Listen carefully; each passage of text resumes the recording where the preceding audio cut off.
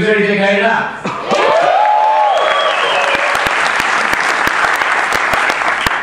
All right, our first speaker tonight will be talking on the topic of how to kill a Mastodon.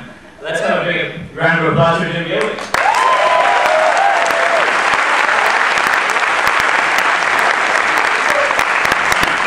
What we're going to do right here is go back, way back in the time.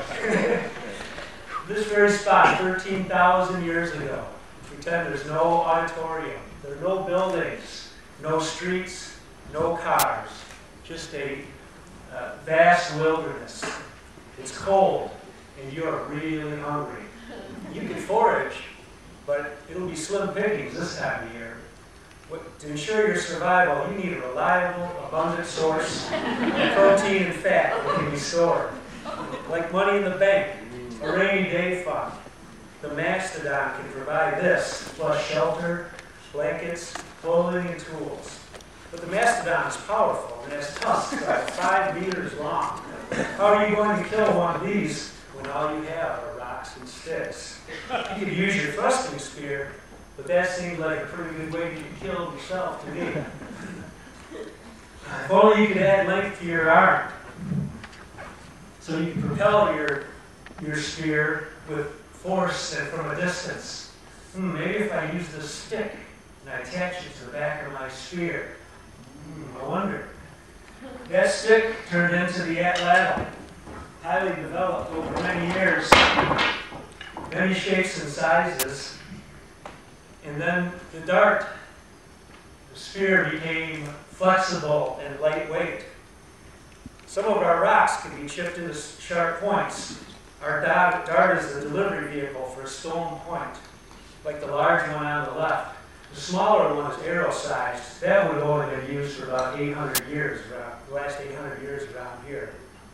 To build our dart, we have to have a stone point to a hardwood foreshaft and apply pitch glue made from pine pitch and charcoal.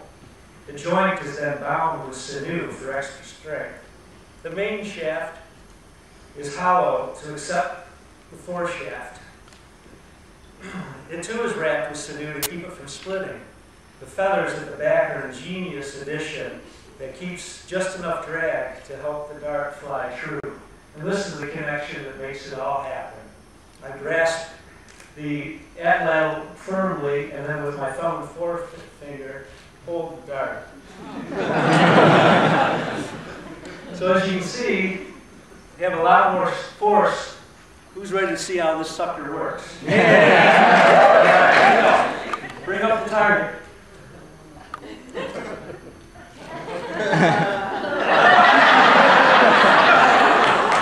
Don't you hate it when you order a Mastodon target and they ship a My Little Pony? Well, gotta use what we got. Goodbye, Buttercup. Come on. Those My Little Pony burgers you had on the way here, they didn't grow on a tree.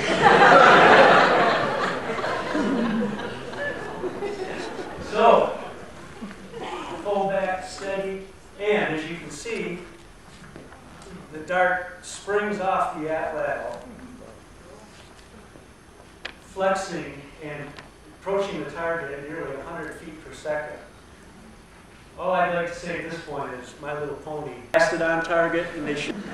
I'm pretty accurate with the atlatl and dart. I bet our ancestors were more accurate, since this is the tool that put dinner on the table, day in and day out, for more than 25,000 years. Well into the 20th century in some cultures, our Stone Age ancestors lived in tune with the cycles of the earth. They changed with the season. And as with other hunter-gatherer societies, they only had to work 3 hours per day. The rest of the time they told stories, played, looked after their children, and rested. Using my dart as a timeline, with the tip being present, let's go back 2 million years when man started using and making stone tools. We get to a fraction of an inch from the tip at the start of the Industrial Revolution. Today's modern society, which is clearly unsustainable, is a mere grain of sand. So here we are, back in the present. I don't expect you to walk out of this beautiful auditorium and back into the Stone Age, But I ask you, how are you putting dinner on the table? Can you do this in a more sustainable fashion? Can you kill them using a little simpler technology? Our ancestors killed mastodons, and all they had were rocks and sticks.